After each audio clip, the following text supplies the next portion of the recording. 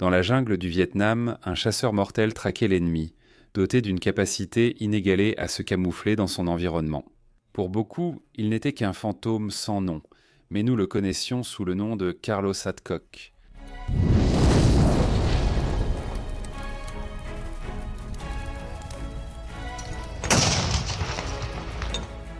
Le tireur d'élite le plus remarquable de la guerre du Vietnam. Il avait une capacité de concentration surhumaine et une dévotion sans égale à poursuivre sa cible, passant des jours immobiles, sans eau ni nourriture.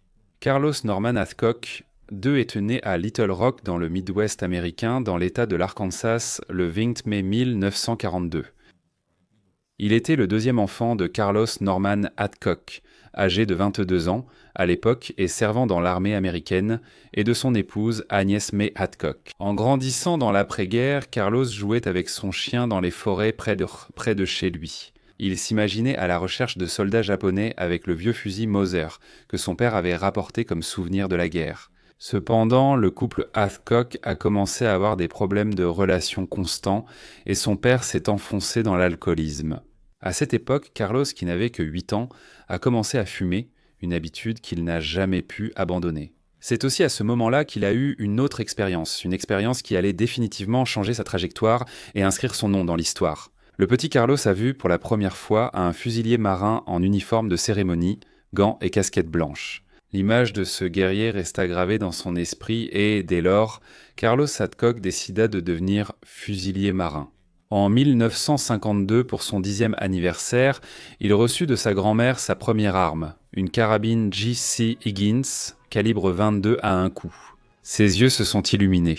Et à partir de ce jour-là, il a commencé à passer beaucoup de temps dans la forêt, apprenant seul à tirer avec précision et à chasser de petits animaux pour le dîner. 2 ans plus tard, en 1954, les désaccords entre ses parents ont atteint un point critique et le couple s'est séparé. Il a alors déménagé avec sa mère et son frère à Gaillard, où ils ont commencé à vivre chez leurs grands-parents. Cette année-là, sa mère lui a offert en cadeau un fusil de chasse Winchester 37, calibre 12. En plus de la passion pour la chasse désormais ancrée dans son sang, Carlos a maintenu fermement son intention de rejoindre le corps des fusiliers marins. Et après avoir obtenu la signature de son père sur le formulaire, il s'est présenté au bureau de recrutement. Le 20 mai 1959, le jour où il a eu 17 ans, l'âge minimum requis à l'époque pour s'engager, son examen d'admission a indiqué qu'il mesurait 1,75 m et pesait 60 kg, décrivant ainsi le jeune homme grand et mince qu'était Adcock. Et tout de suite après, il a fait ses adieux à sa mère et a été envoyé pour l'entraînement à San Diego, en Californie. Après avoir terminé l'entraînement de base, Carlos a été envoyé à Hawaï, où il a été intégré au 4e régiment de fusiliers marins dans la baie de Kaneohe. Remarqué pour sa grande précision de tir, en 1960, Carlos a rejoint l'équipe de tir des fusiliers à Hawaï et remporté le championnat interne, son premier trophée. Ses résultats enviables ont été remarqués par le major Jim Land, qui venait de créer la première école de snipers des fusiliers marins. Adcock a rejoint sa première promotion en 1961. En novembre de cette année-là, après avoir terminé le cours, Carlos a été transféré à Cherry Point, en Caroline du Nord, et le 1er avril 1962, il a été promu soldat de première classe, même s'il n'était qu'un simple soldat. En août de cette année-là, Adcock a été nommé instructeur de tir à l'Académie navale d'Annapolis, dans le Maryland, qui forme les cadets de la marine et des marines. Cependant, il s'est retrouvé impliqué dans une bagarre en octobre et a été rétrogradé comme punition. Le 10 novembre, Carlos s'est marié avec sa petite amie, Joséphine Brogton, de 12 ans, son aînée. Et, en janvier 1963, il a de nouveau été promu soldat de première classe, puis est passé caporal en mai. En novembre 1964, le seul enfant du couple est né, Carlos Norman Adcock, 3e. Et l'année suivante, Adcock a remporté plusieurs championnats de tir, culminant avec la conquête du trophée de la prestigieuse Coupe Wimbledon à Camp Perry, Ohio, le 26 août 1965, lorsque Carlos a concouru en présence du commandant des Marines, le général Wallace Greene. Mais en quelques mois, tout allait changer dans la vie du fusilier champion. De l'autre côté du monde, un pays englouti depuis des décennies par la guerre se retrouvait une fois de plus dans une situation de tension extrême. Le Vietnam, divisé en deux, avait un gouvernement communiste au nord, soutenu par la Chine et l'Union des républiques socialistes soviétiques, et un gouvernement capitaliste au sud, allié des États-Unis. Après avoir expulsé les Français lors de la bataille de Dien Bien Phu, en 1954, le Vietnam a été officiellement divisé en deux pays. Au niveau du 17e parallèle, mais les deux camps ont continué à chercher la réunification, même par la force. Ainsi, l'armée du Vietnam du Nord a silencieusement envahi le territoire du Laos et a ouvert un sentier dans la jungle. Ho Chi Minh, une voie secrète pour ravitailler sans cesse la guérilla communiste du Sud, appelée Viet Cong. L'essor préoccupant des activités du Viet Cong en 1964 et la faible réponse des forces armées du Vietnam du Sud face à la menace ont tiré la sonnette d'alarme à Washington, qui voyait une possible répétition de la situation désastreuse de la Corée en 1950. Ainsi, après l'incident du golfe du Tonkin, en août, le Congrès américain a autorisé le président Lyndon Johnson à envoyer des unités de combat américaines au Vietnam. Le 8 mars 1965, 3500 marines ont débarqué sur les plages de Da Nang, le plus grand port de la région nord du Vietnam du Sud. Cela a marqué le début de l'engagement des forces de combat terrestres américaines dans la guerre. Les Marines ont établi leur base principale dans la région de la colline 55, une élévation située à 16 km au sud-ouest de Da Nang. De là, ils ont mené des opérations pour contrer l'activité du Viet Cong dans la région. Le plan du général William Westmoreland, commandant des forces américaines au Vietnam, prévoyait l'envoi rapide de centaines de milliers de soldats pour atteindre la victoire. Pour le théâtre des opérations, Carlos Adcock, qui venait d'être promu sergent, s'est vu envoyé là-bas. À son arrivée au Vietnam, il a été affecté à une unité de police militaire, effectuant des patrouilles autour de la base, et du travail de bureau dans une routine ennuyeuse et angoissante. Carlo a rapidement constaté que les fusiliers marins étaient tués en grand nombre par les guérilleros de la région. Cependant, il a été sauvé de cette tâche par le Major Land, qui avait établi une école de snipers en Colombie. Et il a réussi à mettre en œuvre son idée d'intégrer une section de snipers dans chaque peloton de combat. Rapidement, le sergent Adcock fut envoyé en première ligne avec un fusil de précision Winchester Model 70. Et, accompagné d'un désignateur de cible, il a entamé une impressionnante série d'éliminations d'ennemis, ce qui a rapidement fait ressortir sa réputation. Après quelques semaines d'action réussies, Adcock s'est senti extrêmement confiant dans son talent de chasseur et a décidé d'accrocher une plume blanche à son chapeau. Une attitude audacieuse et provocante, c'était ma marque de fabrique. À cette époque, les soldats arboraient contre diverses babioles sur leur uniforme. J'ai choisi la plume. Pourquoi ?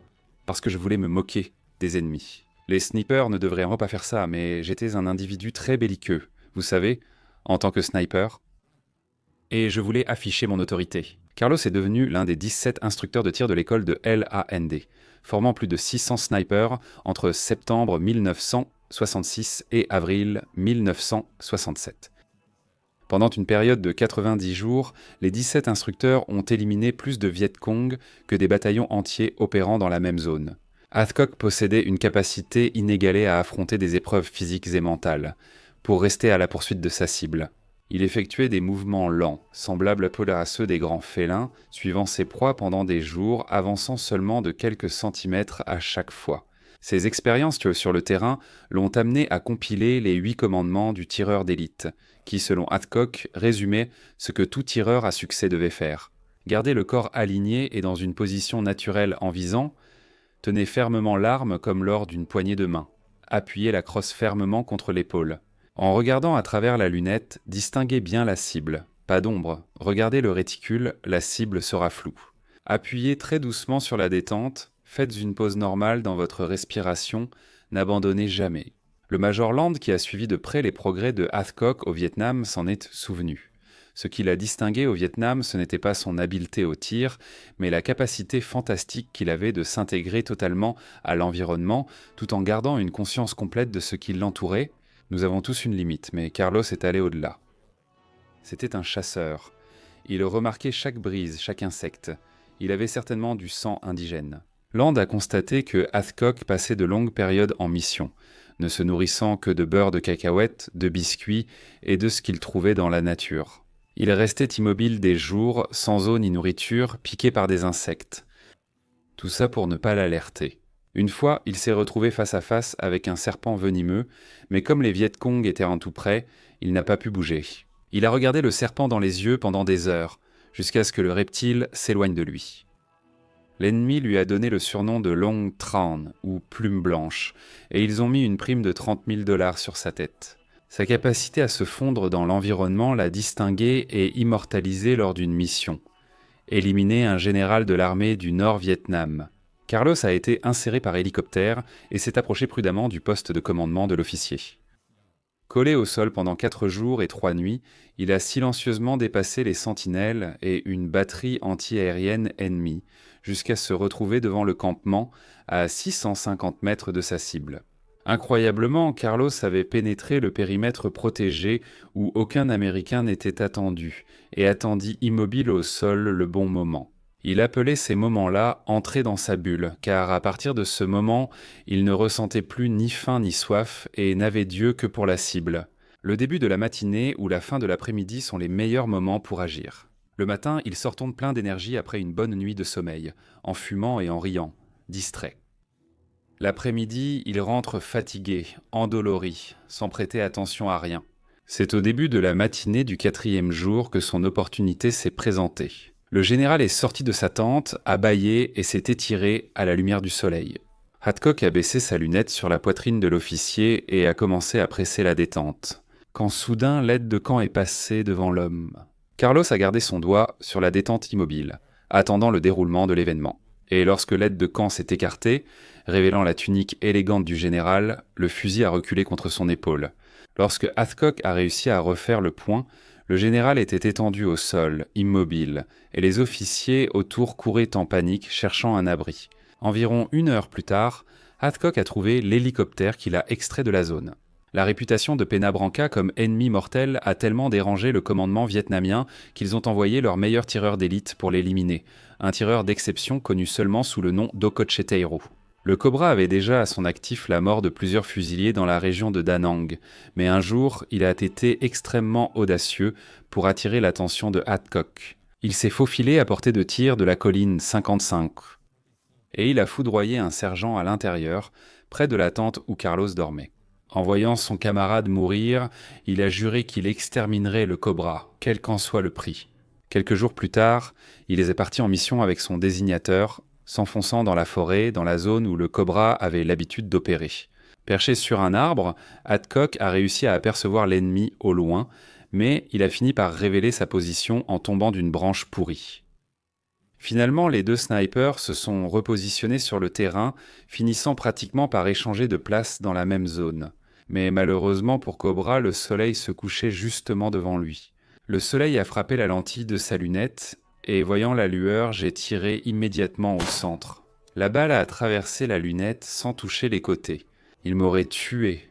Vu comment ça s'est passé, j'ai juste été plus rapide sur la gâchette. Sinon, il m'aurait tué. Après avoir éliminé son adversaire le plus rusé, le chemin de Carlos Hadcock allait une fois de plus croiser celui de l'ennemi. Et cette fois, il n'agirait pas par honneur, mais par haine. Une guérilla particulièrement redoutée dans cette région était simplement connue sous le nom de femme Apache. Kong sadique qui prenait plaisir à torturer les fusiliers capturés avec une extrême cruauté. En novembre 1966, elle a fait une démonstration d'horreur en torturant un fusilier près de la colline 55. Pendant toute une journée, l'Apache lui a arraché la peau, lui a retiré les ongles et les paupières et l'a castré avant de le relâcher. Le fusilier est mort sur la clôture de barbelés de la base, rendant Carlos Hadcock furieux. Bien qu'il sache que c'était un piège évident, il est parti résolu à mettre fin définitivement à la carrière de la femme Apache. Il a suivi sa piste et quelques jours plus tard, il a trouvé son peloton se déplaçant dans la jungle. Immobile et invisible, à 600 mètres des guérilleros, il s'est préparé pour le tir qu'il décrira plus tard comme le meilleur de toute sa vie. Nous les avons vus, je les ai vus s'approcher, ils étaient 5. Soudain, je l'ai vue s'accroupir pour uriner. Là, j'ai eu la certitude que c'était elle. Sentant le danger, ses camarades ont essayé de l'en empêcher, mais elle les a ignorés. Eh bien, je l'ai empêché. J'ai tiré encore, par sécurité. Outre sa grande maîtrise du fusil Winchester, Hathcock s'est aussi illustré avec une autre arme inhabituelle. La mitrailleuse lourde Browning M2 de calibre 50 équipée d'une lunette optique. En utilisant l'arme en mode semi-automatique, il a adapté une lunette, la Nurtle, avec un grossissement 10 fois, afin d'atteindre des cibles impossibles pour le fusil Winchester. C'est avec cette plateforme, au sommet d'une colline, près du secteur côtier de Dukeville. Un après-midi de février 1967, Carlos aperçut au loin un garçon d'environ 12 ans pédalant sur un vélo chargé de fusils Avtomat Kalachnikov 47. Le garçon transportait les armes acheminées par la piste Ho Chi Minh pour les unités Viet Cong de la région, constituant une cible évidente à éliminer. Mais Carlos fut ému par le visage du jeune garçon. Ce n'était qu'un enfant utilisé par la guérilla. Il visa alors soigneusement la roue avant du vélo avec sa puissante mitrailleuse de sniper, appuya légèrement sur la gâchette et toucha en plein centre. Le garçon tomba et les fusils se répandirent sur le sol. Carlos s'attendait alors à ce que le garçon prenne la fuite, effrayé, mais le petit avait déjà été entraîné par la guérilla. Réagissant instantanément, il saisit l'un des fusils, inséra un chargeur de munitions et ouvrit le feu de façon erratique dans sa direction. C'est alors que Hathcock l'a touché en plein cœur, à 286 mètres, un tir record qui était resté inégalé jusqu'en 2002. Carlos Hathcock a terminé sa première mission de combat en avril 1967, rentrant aux États-Unis avec 86 éliminations confirmées et des centaines d'autres probables. Aux États-Unis, il fallait la confirmation de 3 personnes, dont un officier, pour enregistrer une élimination. Mais au Vietnam, cette situation n'était pas toujours possible. En avril 1969, il est retourné au front pour un second tour, cette fois en utilisant un fusil Hamilton modèle 700, avec lequel il a réussi 7 autres éliminations confirmées jusqu'en septembre, portant son total à 93. Le 16 de ce mois-là, au sud de Da Nang, il se trouvait à bord d'un transporteur blindé Amphibie Landing Vehicle, Tracked Personnel 5, lorsque le véhicule a soudainement heurté une mine anti-char, provoquant une gigantesque explosion. Carlos a réussi à s'échapper du véhicule en flammes. Mais en s'apercevant que plusieurs autres camarades étaient inconscients à l'intérieur, il est retourné plusieurs fois, sauvant au total 7 fusiliers marins. Pendant qu'il effectuait ce sauvetage courageux, Hathcock a subi de multiples brûlures graves au 2e et au 3e degré, couvrant 40% de son corps. Ses camarades ont dû le jeter à l'eau car ils ne se rendaient pas compte à quel point il était brûlé. Et ce jour-là, sa carrière de combattant a pris fin. Hathcock a été évacué par hélicoptère vers un navire-hôpital, puis à Tokyo, et enfin dans un hôpital de l'armée à San Antonio, au Texas, où il est resté hospitalisé pendant 3 mois. Après sa sortie, il a été transféré à la base des Marines, à Quantico, Virginie, où il a aidé à créer l'école de sniper. Il est resté ferme en tant qu'instructeur. Au cours des années suivantes, même s'il souffrait de douleurs intenses à cause de ses brûlures. En 1975, sa santé s'est détériorée et il a été diagnostiqué avec une sclérose en plaques, une maladie dégénérative incurable. Même avec de plus en plus de difficultés, Carlos a continué à servir jusqu'en 1979 lorsqu'il est passé à la réserve. Sergent d'artillerie ou guenille, soit un second sergent. À seulement 55 jours d'atteindre 20 ans de service, le Major Land s'est assuré que Carlos Hathcock obtienne tous les avantages pour sa retraite. Éloigné des fusiliers sous-marins, il a d'abord sombré dans la dépression, mais a retrouvé l'équilibre grâce à sa passion pour la pêche. Hathcock a également créé une école privée de formation de sniper pour les forces militaires et policières. Il a continué, en tant que figure présente aux événements des fusiliers marins, à agir comme consultant pour la force durant de nombreuses années. Au début des années 90, il avait déjà des difficultés à se déplacer. Le 12 novembre 1996, aidé de son père et de son fils devenu aussi fusilier marin, il agit. Carlos Hathcock a reçu la Silver Star pour avoir sauvé des fusiliers marins d'un blindé en feu près de 30 ans auparavant. Extrêmement affaibli, il est décédé à l'âge de 56 ans, le 22 février 1999. Même de son vivant, Carlos Hathcock avait déjà atteint un statut légendaire au sein du corps des fusiliers marins. Et après sa mort, la force a créé le prix Sergent Carlos Hathcock, qui récompense chaque année le fusilier le plus remarquable dans l'amélioration de l'entraînement à la précision du tir. Un prix similaire a été créé par l'Association nationale des industries de la défense pour reconnaître les personnes ayant apporté des contributions significatives à l'amélioration des tactiques et de l'emploi des armes légères par les forces militaires et policières des États-Unis. Et Springfield a créé une version spéciale de son fusil de précision M25 baptisé White Feather ou Plume Blanche. Adcox est devenu une référence pour les snipers modernes, et ses enseignements sont aujourd'hui considérés comme la norme la plus élevée à atteindre pour un tireur d'élite. Vous avez aimé cette vidéo? Alors envoyez-nous un don par Pix, ou bien soutenez la salle de guerre. Sur Apoyace, recevez votre récompense et rejoignez le groupe Very Important Person WhatsApp. Je remercie déjà tout le monde, Kien, en particulier ses camarades ici, qui sont vraiment au top. Et si vous voulez les livres que j'utilise pour faire ces vidéos, leurs liens seront juste ici en bas. Regarde ces vidéos que j'ai choisies pour toi. Abonne-toi à la chaîne et active la cloche pour ne pas manquer les notifications. Quand je publierai plus de vidéos, je m'arrêterai. Je te remercie encore pour ton audience et une grosse accolade depuis la salle de guerre.